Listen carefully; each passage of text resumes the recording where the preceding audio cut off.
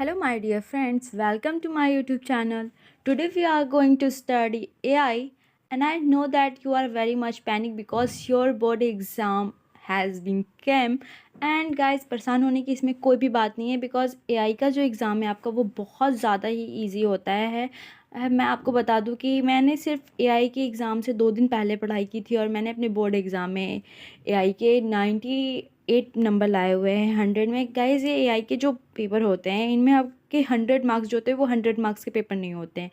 उसमें 50 मार्क्स जो होते हैं वो आपको इंटरनल मिलते हैं, जिनमें आपके टीचर जो होते हैं 45 प्लस मार्क्स ईजिली आपको दे देते हैं और आपको लाने होते हैं सिर्फ 50 मार्क्स में से नंबर। तो 50 मार्क्स में से जो नंबर होते हैं उनमें से 40 मार्क्स के जो क्वेश्चन होते हैं वो MCQ होते हैं, जो कि आप ईजिली, मैं जो आपको ये बुक पढ़ाने जा रही ना, इनमें से आप ईजिली सारे, बस आपको एक बार ये सुनना है अच्छे से, आप ईजिली सारे MCQ कर लेंगे। वो भी आपको जो टाइम मिलता है उस टाइम में से 10 मिनट के अंदर आप 40 MCQ ईजिली कर पाएंगे। आई एम गारंटेड से यू, अगर आपने इस लेक्चर को अच्छे से सुन लिया, एक बार रिवाइज कर लिया, you can easily get 95 plus marks in your board AI। So without wasting time let's start. First question is are what is intelligence. तो पहले तो हम ये जानेंगे कि इंटेलिजेंस क्या है। तो हमने देखा है कि human have been developing machine which can make our lifes very easy. तो हम ये जानते हैं कि ह्यूमंस जो हैं वो एक ऐसी मशीन बना रहे हैं जिससे हमारी लाइफ जो हो रही है वो बहुत ज़्यादा ईजी हो जा रही हैं। हम इसे पूरे मतलब कि पूरी मैं एक एक एक्सप्लेन नहीं करूँगी, मैं आपको सिर्फ इसमें से इंपॉर्टेंट टॉपिक्स बताऊँगी, इंपॉर्टेंट कीवर्ड्स बताऊँगी जिनसे क्वेश्चन आने वाले हैं आपके, बिकॉज आपके पास टाइम ज़्यादा नहीं है। आपको सिर्फ ये लेक्चर देखना है और बोर्ड एग्ज़ाम देना है, बिकॉज आपके पास ना अब टाइम है कि आप नोट्स बना सकें और उसे दोबारा एक बार देख सकें। तो सिर्फ आपको ये वीडियो देखनी है और एग्ज़ाम में जाना है, ठीक है। तो मशीन जो आज जो है हमारे लिए वो बहुत ज़्यादा ही यूज़फुल हैं। उससे हमारे जो बहुत सारे जिनमें टाइम कंज्यूमिंग जो काम होते हैं वो बहुत ईजिली हो जाते हैं। मशीन जो है हमारे काम को आसान बना देती है। Life without machine today is unimaginable. तो लाइफ अगर हम अपना सोच रहे कि हमारे पास मशीन ना हो तो ये वाकई में हम तो सोच ही नहीं सकते कि मशीन के बिना लाइफ कैसी होगी। अगर हम ये देखें कि as a surrounded by smart devices, हम अपने अगल बगल देखते हैं तो हमारे पास बहुत सारी डिवाइसेस आपको दिखने को मिलेंगी, कि जैसे कि आप देखेंगे smartphones, smart watches, smart TV, बहुत सारी ऐसी चीज़ें हैं जो कि स्मार्ट डिवाइसेस हैं। आपको ये जो इमेज दिख रही है इसमें आप देख सकते हैं 1930 में जो टेलीविज़न था वो आज स्मार्ट टीवी में किस तरीके से चेंज हो चुका है 2010 तक। आपको ये जो इमेज दी है इससे आपको ये समझना है कि कैसे चीज़ें जो हो रही हैं वो और ज़्यादा इंटेलिजेंस, मतलब कि और ज़्यादा स्मार्ट बनती चली जा रही हैं। वैसे ही आप ये टेलीफोन देखेंगे, ये टेलीफोन यहाँ आपको देखने को जो मिल रही है वो आज के टाइम में जो स्मार्ट आपको फ़ोन जो मिल रहे हैं, मोबाइल फ़ोन्स, वो किस तरीके से चेंज हुए हैं। तो ये आपको स्मार्टफोन जो है वो different from telephone we have had the last century. So guys today's जो फ़ोन है वो had do much more than just a call of peoples. जो आज के जो फ़ोन है वो बस कॉल ही नहीं करते, वो बहुत सारे काम कर देते हैं हमारे लिए, you know very well. So they can help us, आपको वो हेल्प कर सकते हैं रिकमेंड करने में सॉन्ग्स, एंड आपको फ़ोटोज़ अच्छी अच्छी आप उसमें ले सकते हैं, फ़िल्टर्स यूज़ कर सकते हैं। Everything now you can do with your phone. So the drastic technological advancement lead us to recognize one key concept, the concept of artificial intelligence। तो हमारा मेन टॉपिक आर्टिफिशियल इंटेलिजेंस ही है, उसी के बारे में हमें पढ़ना है, उसी को जानना है। तो हमारा क्वेश्चन ये है कि what is the artificial intelligence anyway. Well the answer lies in the term itself. If we break up this term up and gets the word artificial and intelligence, अगर हम इन्हें ब्रेक कर देते हैं तो हमें दो वर्ड्स मिलेंगे। First is artificial, second word is intelligence. तो first is artificial, as you know that artificial is a something which is man made, जो कि लोगों ने बनाया है, but which does is not occur naturally. जैसा कि आपको पता है कि वो तो इंसान ने बनाया है, वो नेचुरली हमें नहीं मिला है। But what about the intelligence, intelligence की मतलब क्या होता है वो आपको समझना है, फिर आप आर्टिफिशियल इंटेलिजेंस का मतलब इजीली समझ पाएंगे। आई नो कि आपने अभी तक सिर्फ ये डेफिनेशन याद किया होगा, आर्टिफिशियल इंटेलिजेंस एक ऐसी चीज़ होती है जो कि हम रोबोट एक होती है ह्यूमन, जो ह्यूमन मेड होती है, ऐसा काम करती है। ये आपको सिर्फ ऐसी डेफिनेशन याद करने से कुछ नहीं होगा, बिकॉज आपके MCQ क्वेश्चन आएंगे और वो सारे क्वेश्चन इसी बुक से आएंगे। वो ऐसे आपको कोई डेफिनेशन वहाँ नहीं लिखना है, वहाँ पे आपको 10 मार्क्स के हाँ क्वेश्चन होंगे जिनमें आपको रिटन, मतलब कि बस 2 मार्क्स के 2 मार्क्स के नहीं, वो 1 मार्क्स के होंगे। उसमें बहुत ज़्यादा ब्रीफली आपको लिखना होता है, 1 वर्ड या फिर 2 वर्ड के सिर्फ आंसर लिखने होते हैं। तो आपको डिफिनेशन याद करने की बड़ी बड़ी कोई ज़रूरत नहीं है, चीज़ों को सिर्फ समझना है, बिकॉज आपको MCQ नंबर लाने हैं। 40 मार्क नंबर भी आप ले आते हैं तो आप 90 मार्क्स ईजिली पा सकते हैं। Okay, so according to researchers, intelligence is the ability to perceive or infer information and to retain it as a knowledge to be applied toward adaptive behavior within an environment. If we try to define intelligence with the help of its trait, these are the abilities that are involved in the intelligence. ये सब क्या है? Abilities है जो कि intelligence में आपको involve हुई हैं। तो ये पहली तो आपको देख सकते हैं, आपने पढ़ा होगा अपने अभी तक कंप्यूटर के क्लासेस में कि म्यूज़िकल इंटेलिजेंस क्या होता है, लिंग्विस्टिक इंटेलिजेंस क्या होती है। तो इन सब चीज़ों के बारे में हम थोड़ी सी बड़े टॉपिक्स में इनको मतलब कि अच्छे से समझेंगे, क्योंकि इनसे भी क्वेश्चन आते हैं हमारे कि आपसे पूछ लिया जाएगा कि लिंग्विस्टिक इंटेलिजेंस क्या है। ये पूछा जाएगा सिर्फ MCQ में, और उसमें आपको 4 ऑप्शन दिए होंगे, उनमें से सिर्फ आपको 1 ऑप्शन को क्लिक करने हैं, मतलब कि टिक करने की, जो राइट होगा। ओके, तो फर्स्ट है मैथमेटिकल लॉजिकल रीजनिंग। क्या है आपकी? पर्सन एबिलिटी टू रेगुलेट, जैसे कि आपको पता है कि वो समझ सकता है, उसे कर सकता है, अंडरस्टैंड कर रहे न्यूमेरिकल को, सिंबल्स को। ये क्या है हमारा? ये मैथमेटिकल लॉजिकल रीजनिंग है। लिंग्विस्टिक इंटेलिजेंस क्या है हमारी? वो लैंग्वेज प्रोसेसिंग स्किल्स है, both in the terms of understanding, जिसमें हम अपने वर्ड्स को।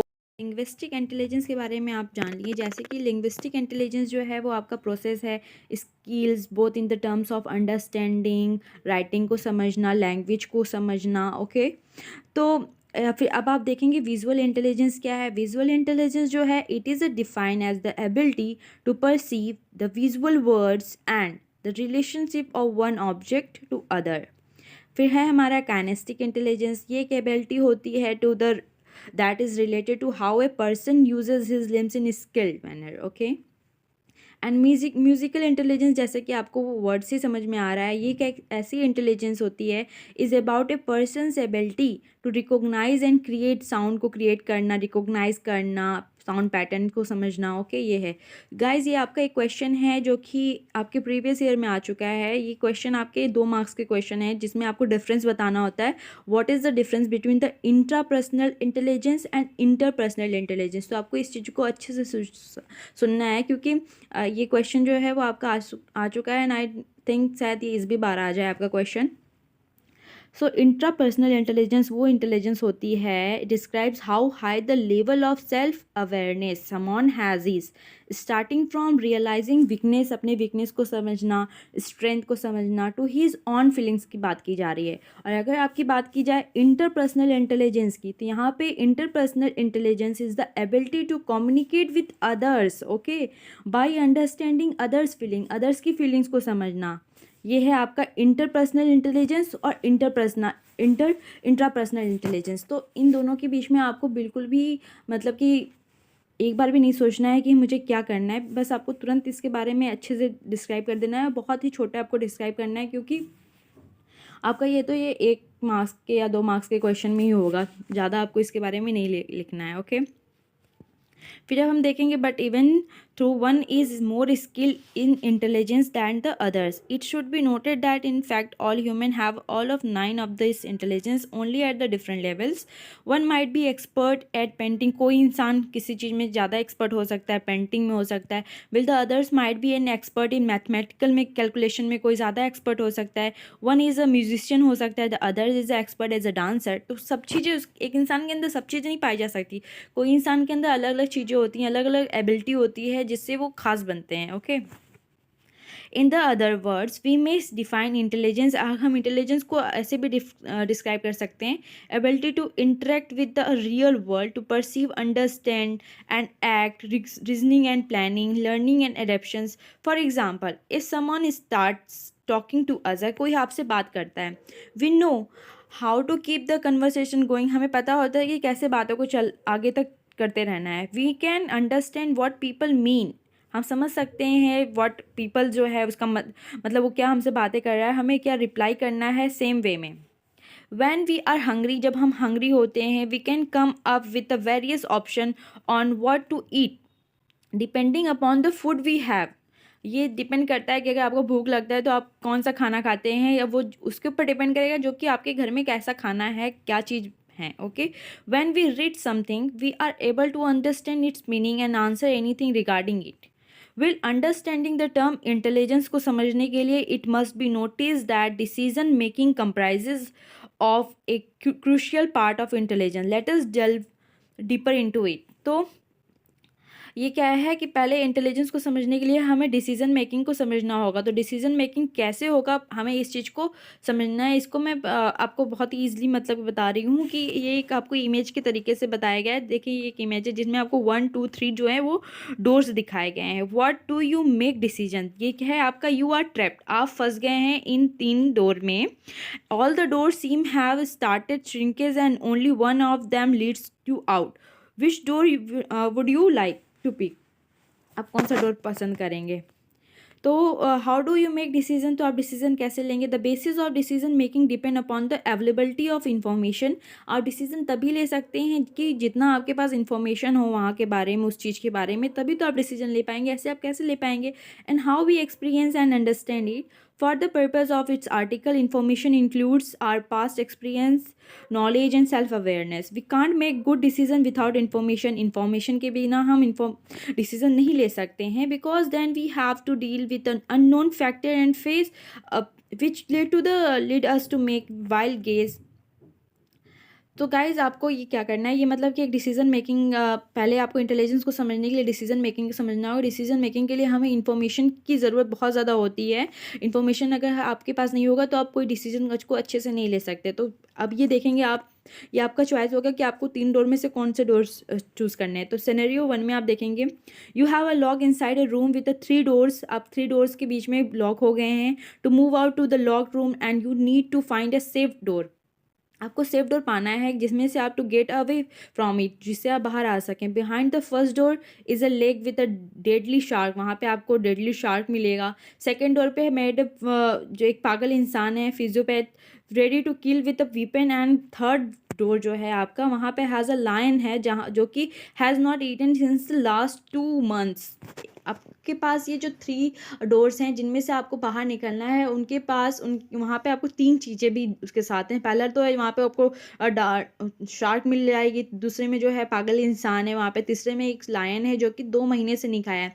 अब इन बेसिस पे आपको क्या करना है, डिसीज़न लेना है. तो डिसीज़न लेने के लिए जो इन्फॉर्मेशन आपको मिली है उस इन्फॉर्मेशन को आपको अच्छे से समझना होगा, तभी आप डिसीज़न ले पाएंगे. तो which door would you choose and why, तो आप बता सकते हैं कि आप कौन सा डोर चूज़ करेंगे. तो गाइज़ आप चूज़ करते हैं इनमें से डोर 3 बिकॉज आपने जैसा इन्फॉर्मेशन में पाया कि the reason being the since the lion has not eaten for 2 months. 2 months से लायन जो है वो खाना नहीं खाया है. He would have can't survive. तो आपको जैसे पता ही है कि आपने इन्फॉर्मेशन लिया कि उसने 2 महीने से खाना नहीं खाया, तो ऑलरेडी मर चुका होगा.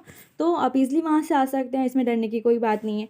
तो यही आपका आंसर होगा कि आप थर्ड डोर को चूज़ करेंगे, जिससे आप सर्वाइव कर सकते हैं, इसलिए आप वहाँ से बाहर निकल सकते हैं. इसलिए किसी भी डिसीज़न को लेने के लिए इन्फॉर्मेशन को अच्छे से समझना बहुत ज़्यादा इजी है. अब ये सिनेरियो 2 भी है जिनमें आपको दिखाता है कि आती हैं, उन्होंने अपने फ्रेंड्स को इनवाइट किया है. फिर उनमें से एक फ्रेंड जो है वो खाना बनाती हैं. फिर उसमें से एक फ्रेंड जो है वो डेड हो जाता है.